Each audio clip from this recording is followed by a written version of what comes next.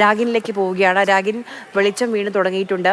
കൂടുതൽ കാര്യക്ഷമമായി പാലത്തിന്റെ നിർമ്മാണമാണെങ്കിലും ശരി, ഈ താൽക്കാലിക പാലത്തിന്റെ നിർമ്മാണമാണെങ്കിലും ശരി ചെയ്യാൻ കഴിയുന്നുണ്ട് ഇപ്പോൾ ആർമിക്ക്. നേരത്തെ കമൽ പറഞ്ഞു ഒരു താൽക്കാലികമായ ഒരു നടപ്പാത കൂടി പണിയുന്നുണ്ടെന്ന്. അത് പൂർത്തിയായോ?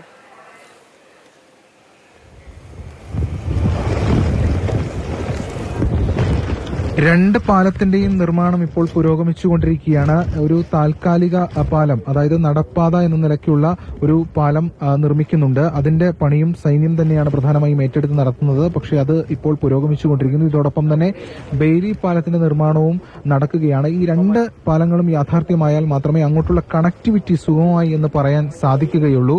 ഇതോടൊപ്പം മറ്റ് കാര്യങ്ങളും ഏകോപിപ്പിച്ചുകൊണ്ട് ഈ ദൌത്യ സംഘം ഇക്കാര്യങ്ങൾ ചെയ്യുന്നുണ്ട്. ഇതോടൊപ്പം ഒരു മരം കൊണ്ടുണ്ടാക്കിയ ഒരു താൽക്കാലിക പാലമുണ്ട്. പക്ഷേ വെള്ളത്തിൽ നല്ല കുത്തൊഴുക്കുണ്ട്. അതുകൊണ്ട് തന്നെ ആ വശത്തുകൂടി പോവുക എന്ന് പറയുന്നത് അല്പം റിസ്ക്കാണ്. എന്തായാലും അത്തരം കാര്യങ്ങൾ കൂടി എല്ലാം നോക്കുന്നുണ്ട്. അവിടെയാണ് കൂടുതൽ പേർ കുടുങ്ങിക്കിടക്കുന്നത്. നിരവധി പേർ ആ മേഖലയിൽ കുടുങ്ങിക്കിടക്കുന്നു എന്നതാണ് വ്യക്തമാകുന്നത്. പ്രത്യേകിച്ച് മുണ്ടക്കൈ മേഖലയാണ് ഇത് കൂടുതൽ. അതല്ലെങ്കിൽ ഇവിടേക്ക് ചൂരൽമല ഭാഗത്തേക്ക് ഗതാഗതം പിന്നെയും ഉണ്ടായിരുന്നു. ഇവിടേക്ക് എത്തിപ്പെടാൻ കഴിയുന്നൊരു നില ഉണ്ടായിരുന്നു. അതുകൊണ്ട് തന്നെ ആദ്യഘട്ടത്തിൽ ഈ ഉരുൾപൊട്ടൽ ഉണ്ടായപ്പോൾ ഇക്കാര്യങ്ങൾ വേഗത്തിൽ കൊണ്ടുപോകാൻ സാധിച്ചു പലരെയും. പക്ഷേ തൊട്ടപ്പുറത്തുള്ള മുണ്ടക്കൈ ഭാഗത്താണ് ഇനി കാര്യങ്ങൾ ഏർപ്പെടുത്തേണ്ടത്. അവിടെ ഒരു JCB എത്തിച്ചിട്ടുണ്ട്. കൂടാതെ കൂടുതൽ പേർ അവിടെ മണ്ണിനടിയിലും മറ്റുമൊക്കെ പെട്ടുപോയിട്ടുണ്ട് എന്നതാണ് വ്യക്തമാകുന്നത്. അക്കാര്യങ്ങൾ നോക്കുന്നതിന് വേണ്ടിയിട്ടുള്ള ശ്രമങ്ങളും രാവിലെ തന്നെ ആരംഭിച്ചിട്ടുണ്ട്. എന്തായാലും ഇതാണ് നിലവിൽ ഈ പുഴയുടെ ഒരു അവസ്ഥ. വലിയ തോതിലുള്ള കുത്തൊഴുക്ക് ഉണ്ട് ഈ പുഴയിൽ. അതോടൊപ്പം തന്നെ പാലം അവിടെ നിർമ്മിച്ചുകൊണ്ടിരിക്കുകയാണ്. രണ്ട് പാലം നമുക്ക് ആ ദൃശ്യങ്ങളിൽ കാണാം. ഒന്ന് ബെയ്ലി പാലം, അത് കൂടുതൽ ഈ മറ്റ് സംവിധാനങ്ങളൊക്കെ കൂടുതൽ അവിടേക്ക് എത്തിക്കുന്നതിന് വേണ്ടിയിട്ടാണ് ആ പാലം. ഇത് നടപ്പാത എന്ന നിലയ്ക്കുള്ള ഒരു പാലമാണ് താൽക്കാലിക പാലം. ഈ വെള്ളത്തിന് തൊട്ട് മുകളിൽ ബെയ്ലി പാലത്തിന് തൊട്ട് താഴെയായിട്ട് കാണുന്ന പാലം. അതിന്റെ രണ്ടിന്റെയും നിർമ്മാണം പുരോഗമിച്ചുകൊണ്ടിരിക്കുകയാണ്. ഇത് കഴിഞ്ഞാൽ മാത്രമേ ആ പ്രദേശത്തേക്കുള്ള ഒരു കണക്ടിവിറ്റി സാധ്യമാവുകയുള്ളൂ. എന്തായാലും മരണസംഖ്യ എന്ന് പറയുന്നത് അത് ഉയർന്നുകൊണ്ടിരിക്കുന്നു. അതും വലിയ ആശങ്ക ഉണ്ടാക്കുന്ന ഒരു കാര്യം തന്നെയാണ്. ഇവിടെ നിന്നാണ് മൃതദേഹങ്ങൾ നേരെ പോസ്റ്റ്മോർട്ടം നടത്തിയ ശേഷം അവിടെ മേപ്പാടി കമ്മ്യൂണിറ്റി ഹെൽത്ത് സെന്ററിലേക്ക് കൊണ്ടുപോവുക. ആദ്യം മുണ്ടക്കൈക്ക് മുകളിൽ പൊട്ടിയ ഉരുൾ മുണ്ടക്കൈയെ അപ്പാടെ തകർത്തുകൊണ്ട് ഈ പ്രദേശത്തേക്ക്, ചൂരൽമല പ്രദേശത്തേക്കാണ് എത്തിയത്. തുടർന്ന് ഈ പോത്തുകലിലേക്കാണ് ഒഴുകിപ്പോയിട്ടുള്ളത്. ഇവിടെയും ഈ വീടുകൾ, നശിച്ച വീടുകളുടെ അല്ലെങ്കിൽ തകർന്ന വീടുകളുടെ അവശിഷ്ടങ്ങളൊക്കെ തന്നെ ഈ മേഖലയിൽ നമുക്ക് കാണാൻ സാധിക്കുന്നുണ്ട്. ഇത്തരത്തിൽ വലിയ തോതിലാണ് ഈ ഉരുൾ പൊട്ടി വന്ന വെള്ളം ഒഴുകിപ്പോയത്. ചെറിയൊരു പുഴ മാത്രമാണ്, അല്ലെങ്കിൽ ചെറിയൊരു അരുവി എന്നൊക്കെ പറയാം, അത് മാത്രമാണ് ഈ മേഖലയിൽ ഉണ്ടായിരുന്നത്. പക്ഷേ അതൊക്കെ മാറ്റിക്കൊണ്ട് ശക്തമായ ഒഴുക്കോടുകൂടി ശരവേഗത്തിൽ വെള്ളവും കല്ലും ചെളിയും ഒക്കെ ഈ പ്രദേശത്തെ അപ്പാടെ വിഴുങ്ങുന്ന ഒരു കാഴ്ചയാണ് ഉണ്ടായിട്ടുള്ളത്. എന്തായാലും ഇത് ഈ ചൂരൽമല പ്രദേശത്തെ വീടുകളാണ്. തകർന്ന വീടുകളുടെ അവശിഷ്ടങ്ങളും മറ്റു കാര്യങ്ങളും ഒക്കെ ഈ പ്രദേശത്തുണ്ട്. നടുവിലൂടെ ഇപ്പോഴും വെള്ളം കുത്തിയൊലിച്ച് പോകുന്നുണ്ട്. മുൻപിൽ കാണുന്ന ഒരു ചെറിയ താൽക്കാലിക പാലമുണ്ട്. പക്ഷേ അതിലൂടെ പോകാൻ ഇപ്പോൾ അനുവദിക്കുന്നില്ല എന്നതാണ് വ്യക്തമാകുന്നത്.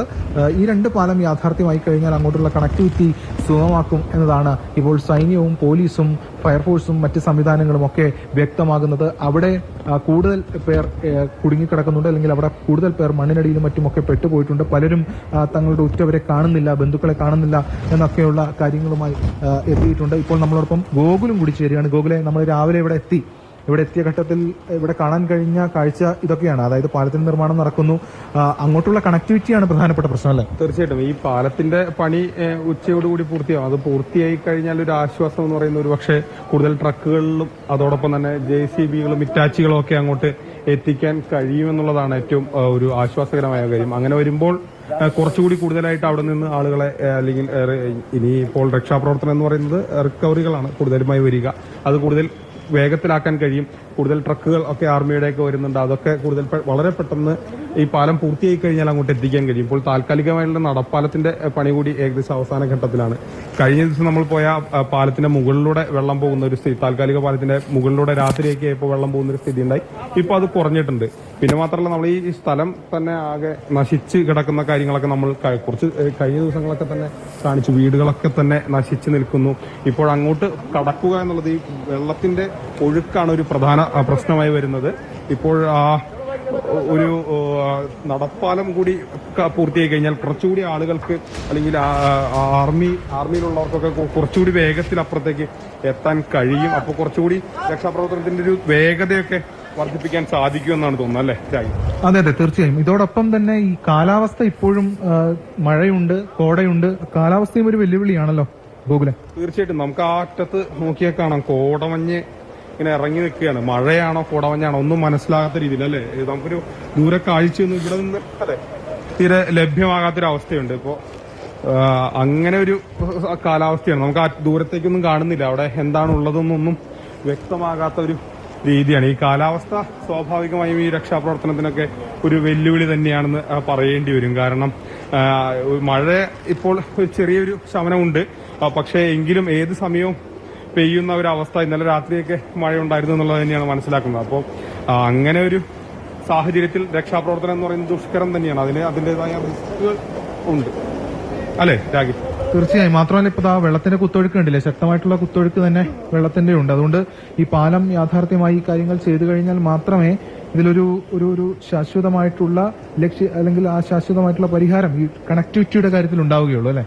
ഈ നമ്മൾ കഴിഞ്ഞ ദിവസം പറഞ്ഞിരുന്നു കൂടുതൽ ട്രക്ക് അടക്കമുള്ള സംവിധാനങ്ങൾ എത്തിക്കുന്ന കാര്യവും അതിനൊക്കെ തന്നെ ഈ പാലത്തിന്റെ നിർമ്മാണം ഒരു പ്രധാന ഘടകമാണ്. ഇന്ന് ഉച്ചയോടുകൂടി സൈന്യം വ്യക്തമാക്കിയത് നമ്മൾ വന്നപ്പോൾ തന്നെ ചോദിച്ചിരുന്നു. അപ്പോൾ സൈന്യം വ്യക്തമാക്കിയത് ഇന്ന് ഉച്ചയോടുകൂടി തന്നെ ആ പാലത്തിന്റെ പണി പൂർത്തിയാകും ഏകദേശം. അതോടുകൂടി തന്നെ ട്രക്കുകളും മറ്റ് സംവിധാനവും എല്ലാം അവിടേക്ക് എത്തിക്കാൻ കഴിയുമെന്നുള്ളതാണ് സൈന്യം വ്യക്തമാക്കിയ ഒരു കാര്യം. അങ്ങനെയാണെങ്കിൽ ഒരുപക്ഷെ കുറച്ചുകൂടി പെട്ടെന്ന് കാര്യങ്ങൾ നീങ്ങും, അല്ലേ?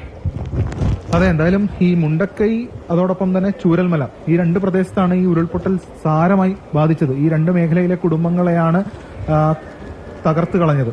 അപ്പോൾ ചൂരൽമലയിൽ നിന്ന് വേഗത്തിൽ ഇത്തരത്തിൽ കാര്യങ്ങൾ കൊണ്ടുപോകാൻ കഴിഞ്ഞു, ബോഡിയും മറ്റു കാര്യങ്ങളുമൊക്കെ കൊണ്ടുപോകാൻ കഴിഞ്ഞു. പക്ഷേ മുണ്ടക്കൈ ഇപ്പോഴും ഒരു ഒറ്റപ്പെട്ട നിലയിലാണ്. തീർച്ചയായിട്ടും മുണ്ടക്കൈ ഇപ്പോഴും ഒറ്റപ്പെട്ട നിലയിലാണെന്ന് മാത്രമല്ല, നമ്മൾ ഇന്നലെ നിന്ന സ്ഥലത്ത് ഈ മോർച്ചറിയിലൊക്കെ പോയപ്പോൾ ഒരുപാട് ആളുകൾ ബന്ധുക്കളെയൊക്കെ അന്വേഷിച്ച് ഇങ്ങനെ വരുന്നുണ്ട്. അപ്പോൾ തന്നെ നമുക്ക് വ്യക്തമാണ് എത്രമാത്രം വലിയ ഒരു ഇനിയും എത്ര പേരെ കാണാതിരിക്കുന്നു എന്നൊക്കെ നമുക്ക് അവിടെ നിന്ന് വ്യക്തമായ കാര്യമാണ്. അപ്പോൾ അവരൊക്കെ ഈ മണ്ണിനടിയിൽ എവിടെയൊക്കെയോ കുടുങ്ങിക്കിടക്കുന്നുണ്ട് എന്നുള്ളതാണല്ലോ. അല്ലെങ്കിൽ ഒരുപക്ഷെ അവരെ ഈ സ്ഥലത്തുള്ളവരെ ഇപ്പോൾ കാണാതാകുന്ന ഒരു സാഹചര്യമില്ലല്ലോ.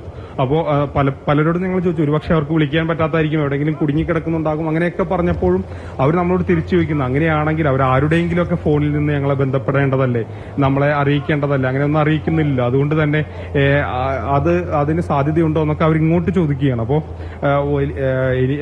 സ്വാഭാവികമായും ഇനി കൂടുതൽ ഈ പറയുന്ന മണ്ണുമാന്തി യന്ത്രങ്ങളും വലിയ യന്ത്രങ്ങളൊക്കെ എത്തുന്നതോടുകൂടി തന്നെ കുറച്ചുകൂടി അതിലൊരു മാറ്റം വരും. കുറച്ചുകൂടി ആളുകളെ ആ മണ്ണിനടിയിൽ നിന്ന് എടുക്കാൻ കഴിയുമെന്നാണ് തോന്നുന്നത്, അല്ലേ?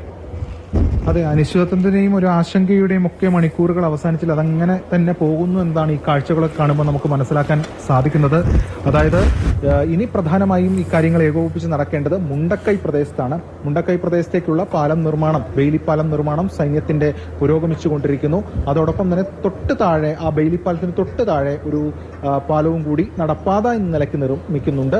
അതിന്റെ രണ്ടിന്റെ നിർമ്മാണം പൂർത്തിയായി കഴിഞ്ഞാൽ മാത്രമേ അങ്ങോട്ടുള്ള കണക്ടിവിറ്റി സുഗമമാവുകയുള്ളൂ. പക്ഷേ JCB ഉൾപ്പെടെയുള്ള സംവിധാനങ്ങൾ കൂടുതലായി അവിടേക്ക് എത്തിക്കേണ്ടതായിട്ടുമുണ്ട്. കാരണം ഒട്ടനവധി പേരെ കാണാനില്ലാത്തതുണ്ട്, അതും കൂടുതൽ മുണ്ടക്കൈ പ്രദേശത്താണ്. ഇപ്പോൾ ചൂരൽമല വഴിയുള്ള പ്രദേശത്തുള്ള ആളുകളെ കാണാതായത് അവര് കൂടുതൽ പേർ അവിടെ ഈ ബോഡിയും മറ്റു കാര്യങ്ങളും ഒക്കെ കിട്ടിയിട്ടുണ്ട് എന്ന കാര്യം ഭരണകൂടം ഉൾപ്പെടെ സ്ഥിരീകരിക്കുന്നുണ്ട്. പക്ഷേ ഈ മുണ്ടക്കൈയുടെ കാര്യത്തിലാണ് ഇപ്പോഴും ഒരു ആശങ്ക നിലനിൽക്കുന്നത്. കാരണം അവിടെ ഒരുപാട് പേരെ കാണാതായിട്ടുണ്ട്. അവിടെ എങ്ങനെ അവരെ കൊണ്ടുവരും അല്ലെങ്കിൽ എങ്ങനെ അവരെ കണ്ടെത്തും എന്നത് സംബന്ധിച്ചുള്ള കാര്യങ്ങൾ ഇപ്പോഴും കുറെ കൂടി വ്യക്തമാകാനുണ്ട്. അതിന്റെ നടപടിക്രമങ്ങളാണ് ഇപ്പോൾ പുരോഗമിച്ചുകൊണ്ടിരിക്കുന്നത്. ശരി, രാഗിനും ഗോകുലുമാണ് അവിടെ നിന്ന് വിവരങ്ങൾ നൽകിക്കൊണ്ടിരിക്കുന്നത്.